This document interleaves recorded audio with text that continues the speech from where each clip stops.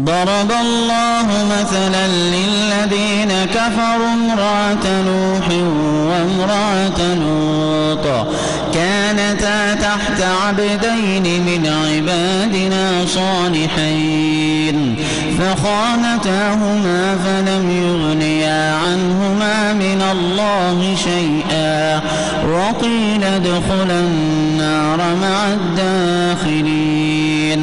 وضرب الله مثلا للذين آمنوا امرأة فرعون إذ قالت رب ابن لي عندك بيتا في الجنة ونجني من فرعون وعمله ونجني من القوم الظالمين.